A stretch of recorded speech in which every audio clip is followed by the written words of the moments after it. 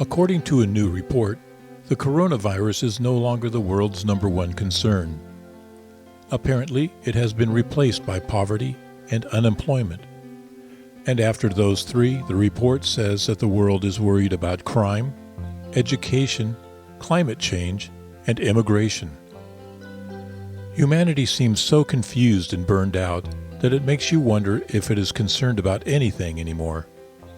And it is not due to the lack of problems, but because there is no goal to attain. If there are no goals, there are no aspirations.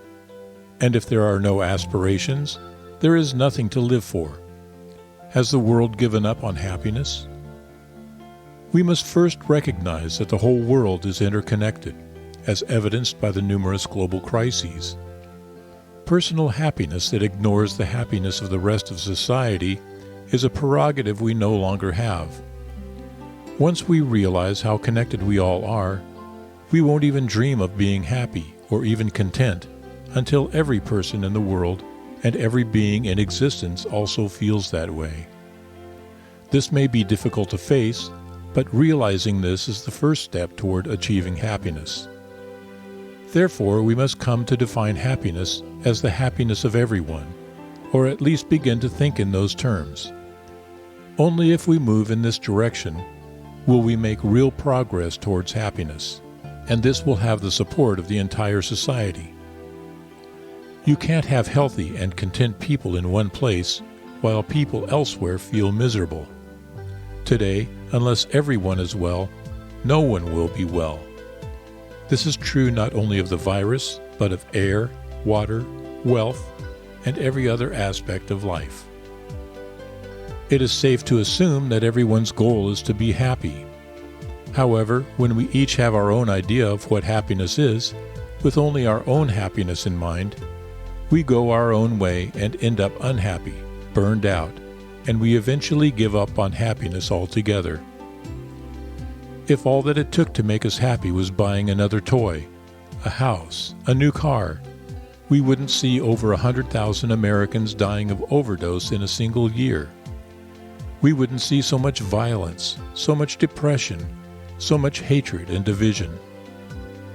The first thing we need to do is to define what we consider to be the most important thing in life and how we want to achieve it. Then we can determine what will help or hinder us in achieving that goal. Once we realize that everyone's happiness should be our goal and start working towards it, life will improve not only for everyone, but for the entire planet.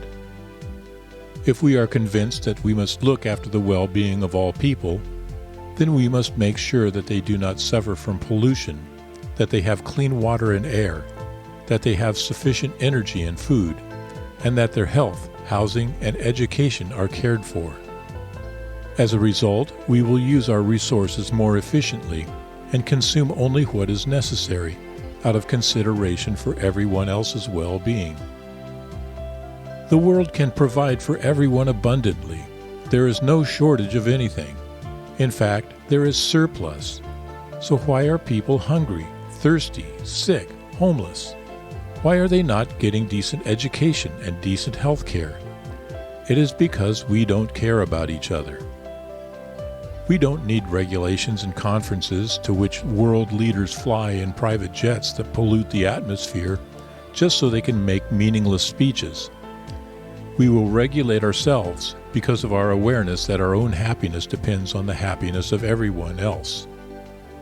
In other words, we will achieve sustainability and build a happy life for ourselves if we focus not on preventing pollution and curbing emissions, but on mutual consideration and caring for each other. This is the only way everyone can find sustainability and happiness in today's world.